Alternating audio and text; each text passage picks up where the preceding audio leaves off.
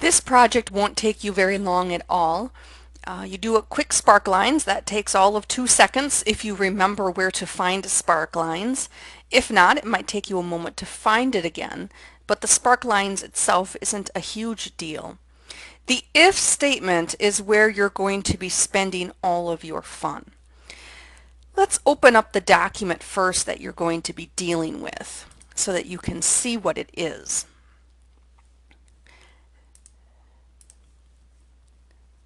This is accounts receivable detail for your customers for a period of time. It looks like we have January through December, and then we must start the next year, January through December, and then we've got a couple more months of another year. So a little over 2 years of accounts receivable data. And so what you're going to do is add a spark line, which will kind of give you a trend line of each customer's data so that you can see if it trends upward, downward. Is this a steady customer? The trend line kind of stays the same, or is it climbing alarmingly at the end? Okay, so a spark line. Feel free to really widen your last column here. When you do your spark line, you'll be able to see your trend line much better if you give yourself more room there. Alright, so that's this one right here. It says create a spark line. Requirement number 2. Okay, so that spark line gave you a trend. It gave you a visual representation of what's happening with your customers' balances, going up, going down. But this next step is taking it a little bit further and asking a formula to bring back an answer that will alert us if a customer's balance is climbing alarmingly. So we could just say, hey, is the last balance, which would be this February balance, is this balance more than average? And if it was, we could get an alarm, get a message saying, warning, take a look at this customer. But we might get a lot of those, so more than average might not be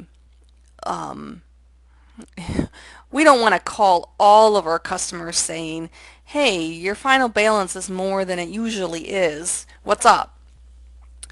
So what I say is to go 20% more than average. So we don't want to call everybody who's just a little more than average. We want to call only our customers whose ending balances are more than 20% over their average balance. So a couple ways to tackle this. Those of you who are not super comfortable with if statements, I would suggest you break this down into baby steps.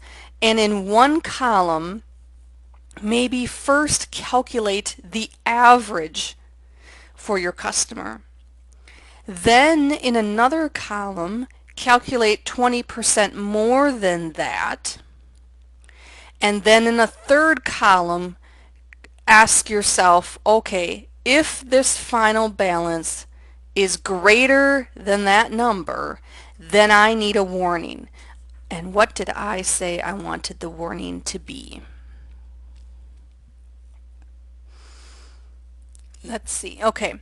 Create a function that will return the word attention or call if the customer's February balance is greater than 20% of the average.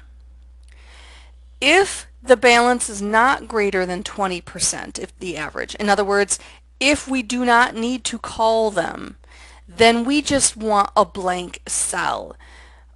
Excel, if you don't tell it anything else, it'll give you words like false instead of the word call. Well, you don't want the word false all over your document, so you just want the cell to be blank. Notice here, if you did break down your formula into little steps, So for example, if you did calculate the average first, then 20% more than that, and then did an if statement asking, is this greater than that? You got the correct answer in the end, but to get full points, full credit, at some point, work on doing all of that in one formula instead of 3 formulas to get yourself there. Okay.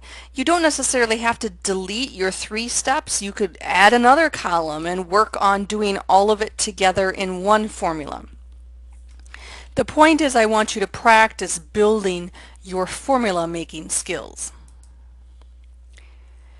The last thing you're going to do is, if we're actually going to call these people whose ending balances are way over what we want them to be, it would be helpful if we had a pivot table that would summarize the people who need to be called. So you're going to create a pivot table that only returns the people who should be called. So that'll be your last step.